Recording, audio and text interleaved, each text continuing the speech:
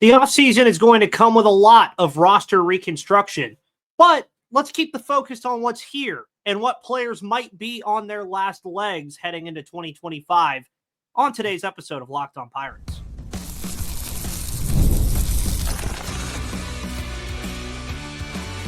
You are Locked On Pirates, your daily Pittsburgh Pirates podcast, part of the Locked On Podcast Network, your team every day.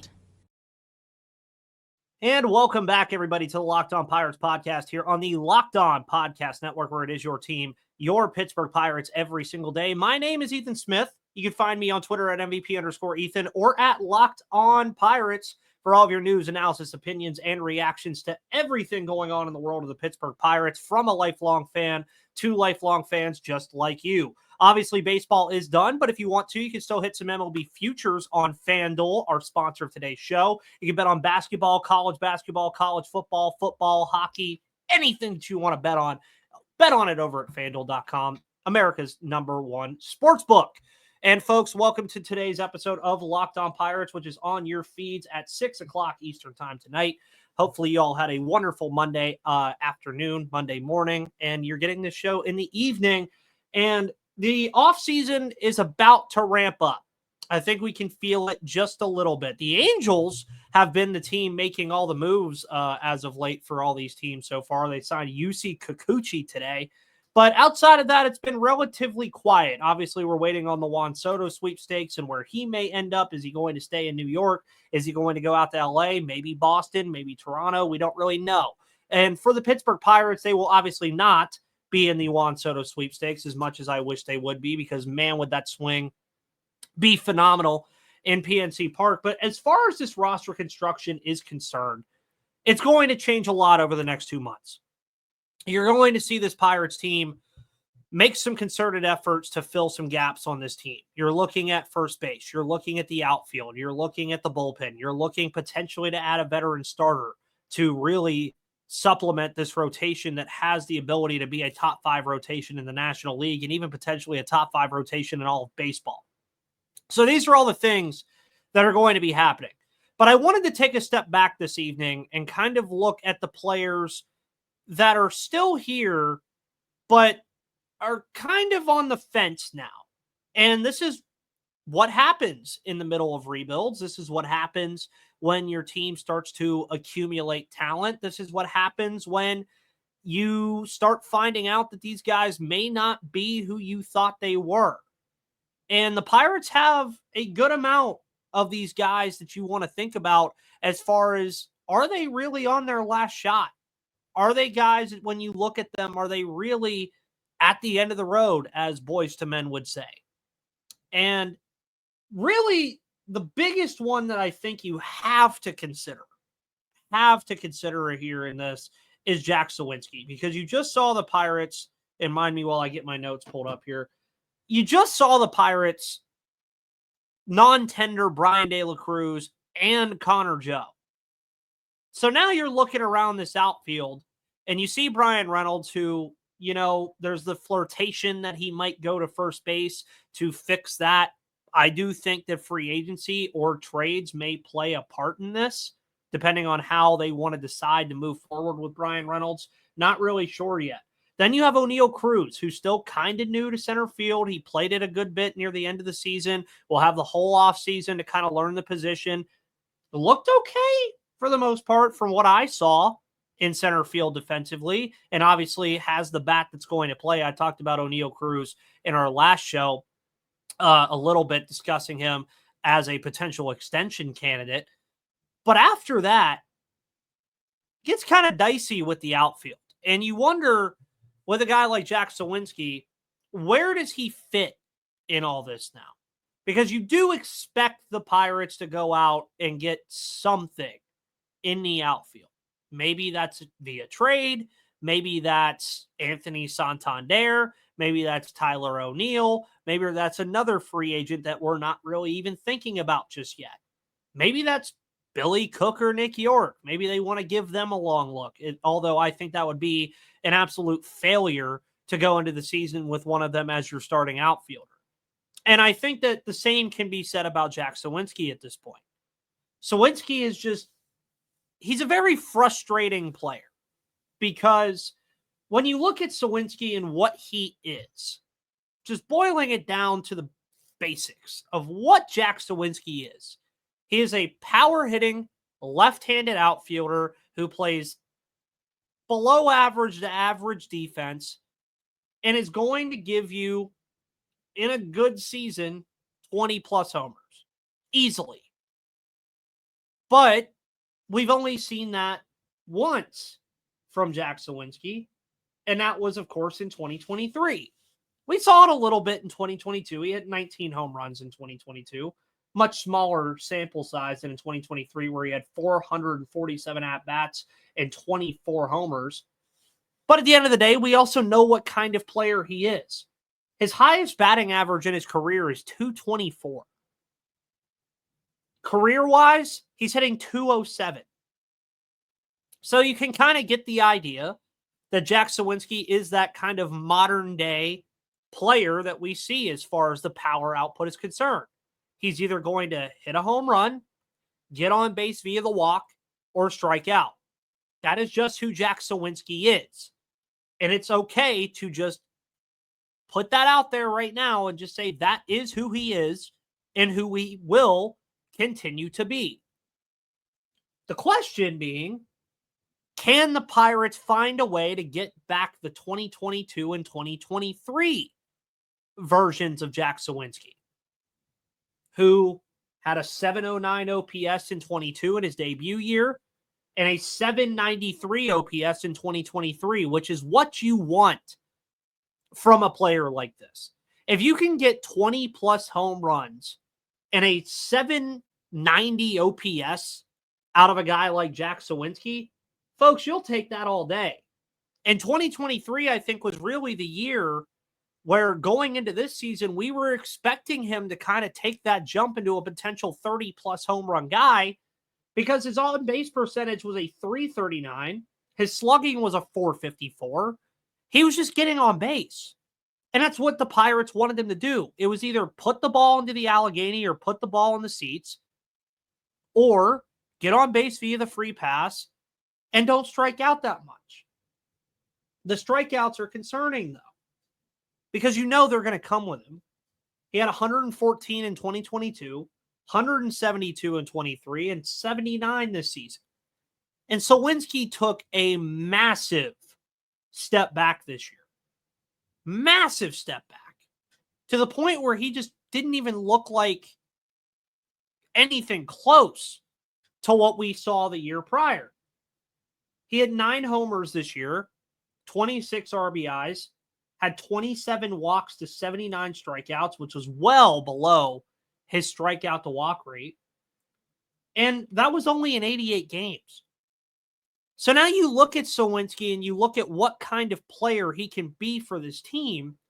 I don't think Pirates fans, management, or the team in general are really all that confident about playing Jack Suwinski in right field and starting him outright going into 2025. Hence, why I think that a move for an outfielder is not only expected, but damn near required. Because after Brian Reynolds and O'Neal Cruz, it looks bleak as far as what we see available in the outfield. And to say Jack Suwinski is on his last legs is valid. I think he is. Now, a lot of people will think that means he has to start and has to get a massive amount of at-bats and a massive amount of opportunity. He already has.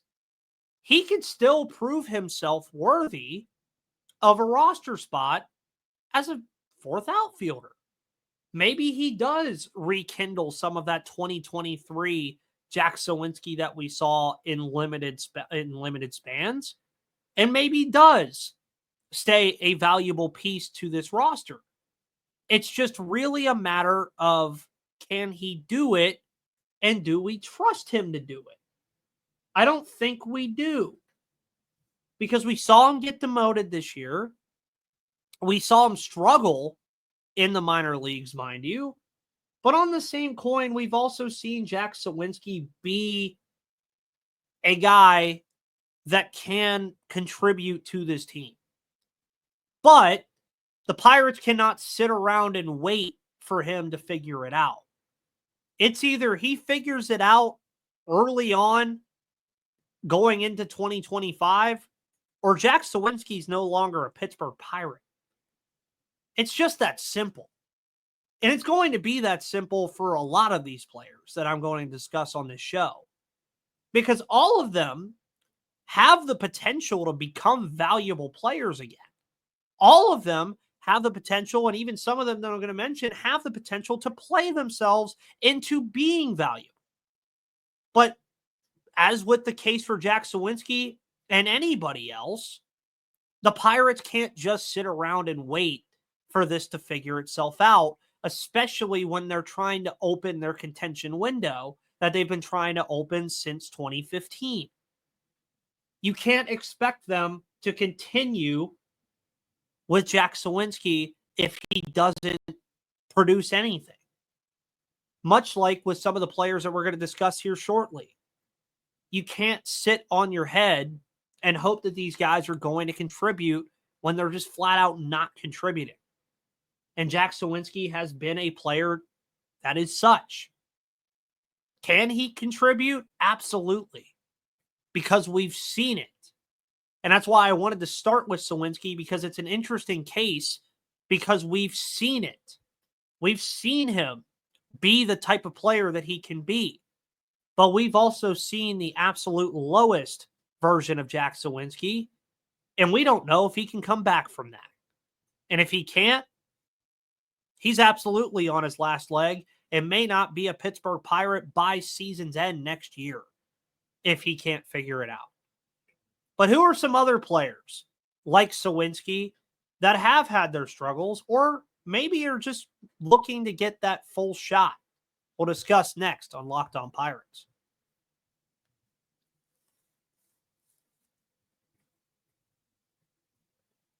Today's episode is brought to you by Omaha Steaks. Get 50% off at omahasteaks.com and an extra $30 off with promo code MLB, because nothing delivers comfort and joy quite like the unrivaled quality and taste of Omaha Steaks. This year, skip the holiday hustle and bustle and save 50% off site-wide during their cyber sale at omahasteaks.com. Plus, you can get a $30 reward card when you shop early and score an extra $30 off with promo code MLB.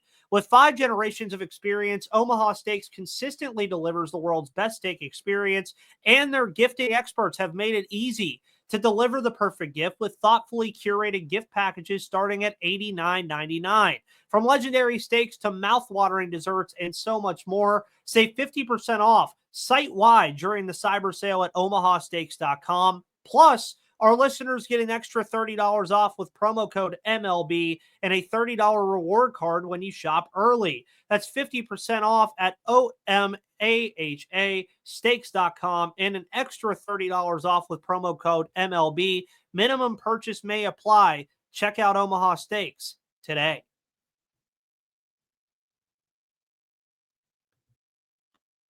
And welcome back, everybody, to the Locked On Pirates podcast here on the Locked On Podcast Network, where it is your team, your Pittsburgh Pirates, every single day. Make sure after you listen to this show this evening that you also go listen to Locked On MLB with Paul Francis Sullivan, where he's covering everything you need to know about the MLB offseason, as far as looking at where the biggest names will land, what big trades may happen, and so much more over there with Sully, a.k.a. Paul Francis Sullivan. So I also asked you guys on Twitter about some players that might be getting their last shot heading into 2025. And really, I did like most of the answers here. I did like a lot of the input that I saw as well. Nick Camuso, I think, hit it pretty on the head about the players that I was going to discuss here. Peguero, Davis, Jack, and Bednar. I already obviously discussed Jack Suwinski. I do want to hit Liover Peguero for a minute, because Liover Peguero intrigues me. He's out of options via Fangraphs telling me that he's out of options. And really, it's just kind of hard to find a place for Liover Peguero. He's 23 years old, spent a good chunk of the season in the minor leagues, didn't exactly have like an extravagant season in the minors in 2024 either. He wasn't bad per se, but it just wasn't anything overly impressive. 257 average and 495 at-bats in AAA. Sorry about that. 13 home runs, 79 RBIs, 14 stolen bases, and the OPS at a 729. Now, if he was able to do that at the major league level, those are numbers that absolutely play.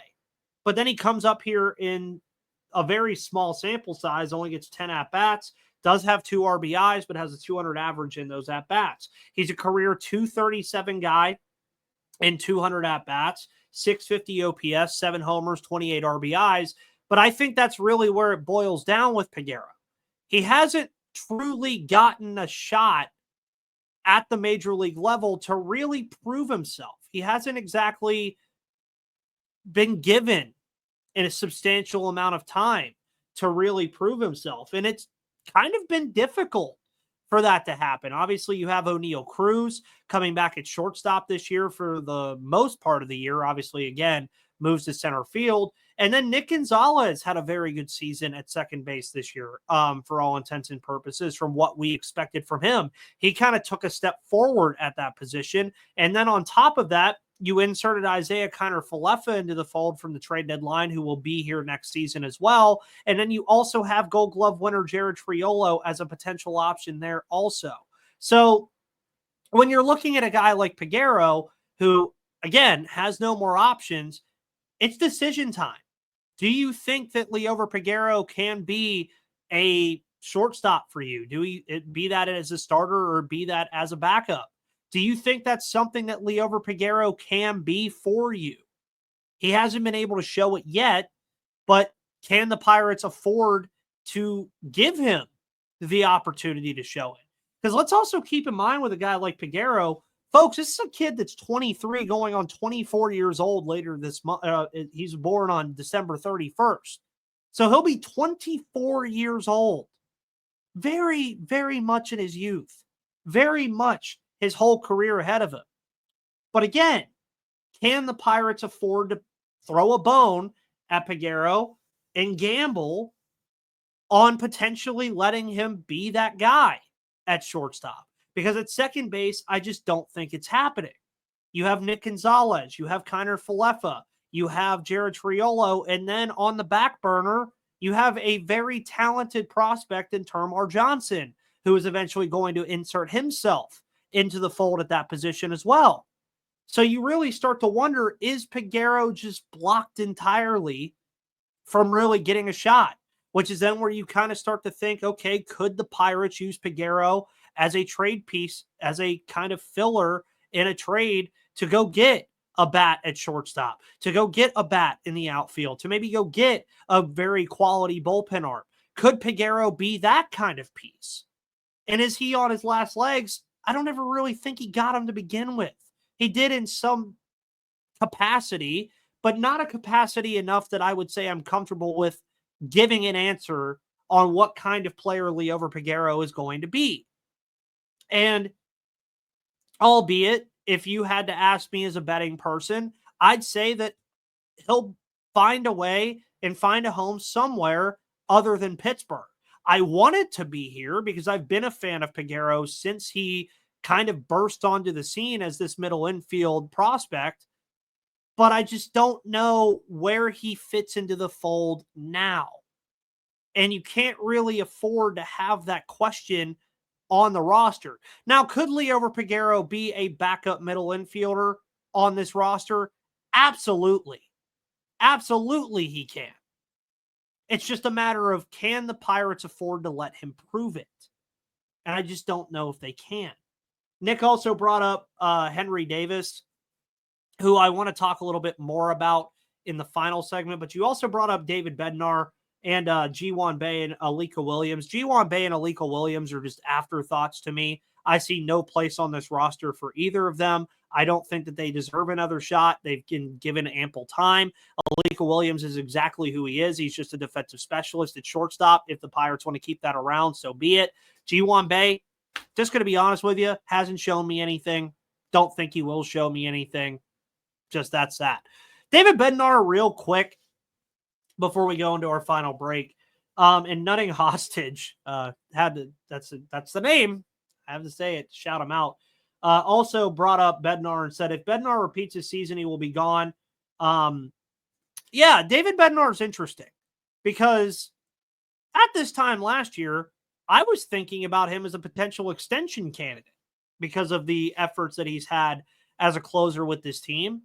And I've discussed it with myself a lot on David Bednar and what he is. And I just think 2024, excuse me, was just a fluke season. He didn't really have a spring training. He was injured going into the season. The Pirates elected not to put him on the injured list, and he just never really found his footing. Now, I do agree. Now, if he comes into 2024 and it looks like he's tipping his pitches and just not really becoming or getting back to the player he was before, there's cause for concern. Absolutely there is. And then I think you're looking for a new closer. Pirates may be doing that anyway. But I do think David Bednar, not necessarily on his last legs at all, but if he does struggle early on, I do think that the boo birds, one, will be loud, and two, I do think that questions will start to arise about him. But I do want to get to Henry Davis in the final part of today's episode of Locked On Pirates and discuss why he may be the most intriguing of these players that I mentioned outside of Jack Sawinski and what he can do to supplant himself on this roster.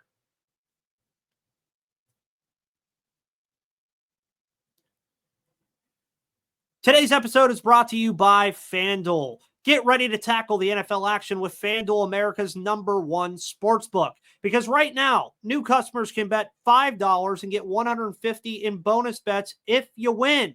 The FanDuel Sportsbook app gives you everything you need to place live bets on the NFL all in one place. You got Ravens and Chargers tonight. I placed some bets.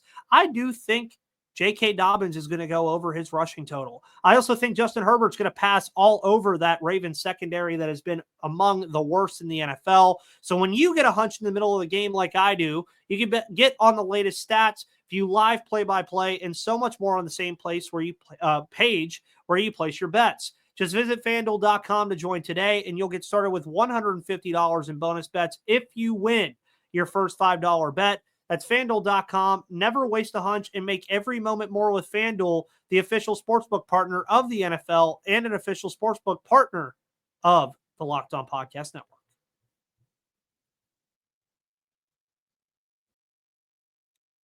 And welcome back, everybody, to the final part of today's episode of Locked On Pirates this evening here on the Locked On Podcast Network. Thank you for all of my everydayers for always listening to the show, as you always do on audio and, of course, on YouTube. We are back in the full swing of things. Thank you all for being patient with me. Thank you all for being the best fans of a podcast that a podcast host could ask for. You guys are absolutely awesome, and I couldn't thank you enough.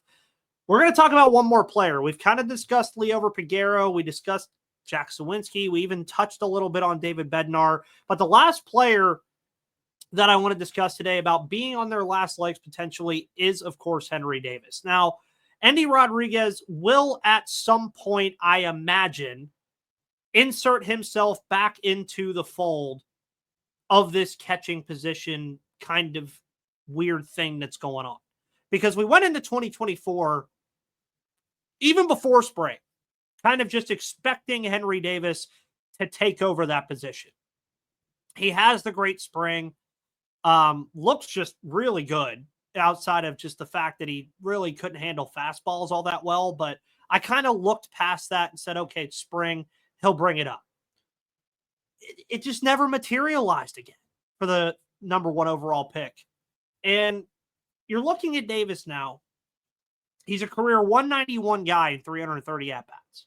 OPS is a 590. He was horrific at the plate this year with a 454 OPS. Horrific. Now, he's been okay at AAA. We've seen the bat kind of show those glimpses of that power output that we want to see from him. And long gone are the days of defense being the biggest question when it pertains to Henry Davis. Because if you asked me at this moment, I think Henry's the best defensive catcher on the roster between Joey Bart and Endy Rodriguez and even Jason DeLay. And I'm not counting Yasmani Grandal here. But now you go into 2025, Joey Bart is for sure the starting catcher going into the season, barring anything nuts. Endy Rodriguez, as I mentioned already, will be putting himself back into this fold potentially. Maybe he makes a move to first base or the outfield. We don't really know yet. But for Henry Davis, they did call him up very fast. He came up very quickly through the minor leagues, one of the fastest number 1 overall picks to do. And when you consider everything that's going on with that position, and especially with Henry himself, he does have to eventually show some signs of life. Now, of these players that I named, Bednar and Sawinski and Peguero, among many others, like even Yohan Ramirez, Davis has the longest leash because you invested a number 1 overall draft selection into this kid a few years ago. In a draft that had plenty of reasons to go other directions, and you could have went in other directions. They opted to go with Henry Davis. They saw a potential need for a catcher with Jacob Stallings eventually gone and Austin Hedges not really doing much, and Carlos Santana now being a first baseman, and nothing really going well at that position. On comes Endy Rodriguez. On comes Joey Bart. Now all of a sudden, the pressure cooker is on for Henry Davis. He has to figure it out offensively. Defensively, that'll come with time. And as I mentioned, he already, to me, is the best defensive catcher on the roster. But none of that matters if he can't be an offensive threat. And when I mean an offensive threat, I'm not even suggesting that he needs to hit 250 or 260. Hit in the 240s. Have the OPS at least above 700. At least be somewhat of a threat at that position offensively. That's what I think I want to see from Henry Davis this year. I'm not asking for some substantial leap where he's all of a sudden hitting 260, flirting with 20 home runs and an OPS in the 760s, 770s. I'd love it, but I'm not asking for it. I'm just asking for Henry Davis to go into this season and show signs of life. Show that he belongs in Major League Baseball as a catcher. And with Joey Bart, and you hope that Joey Bart can continue to be the same player he was last season, you go into this season and you say, okay, Joey's the starter, but then if Henry pans out, Andrew McCutchen can't DH every single day. So you have that available at your disposal now too. So if Henry Davis can just DH and just focus on hitting for a while, I think that could do numbers for him moving forward in his offensive development. But he has to show something. Much like Liover Peguero has to show something. Jack Sawinski absolutely has to show something. David Bednar, and there's some other players too, but I think some of those will be hashed out with free agency and other things that will fix that. Folks, thank you so much for tuning into this Monday evening edition of Locked On Pirates here on the Locked On Podcast Network. My name is Ethan Smith. Find me on Twitter at MVP_Ethan or at Locked On Pirates for all of your news, analysis, opinions, and reactions to everything going on in the world of the Pittsburgh Pirates from a lifelong fan to lifelong fans just like you. You can find the show on all of your audio platforms as well as YouTube. It is available to you free on all those platforms. And folks, have a wonderful rest of your Monday night. We'll see you tomorrow. Till then, see you on the flip side.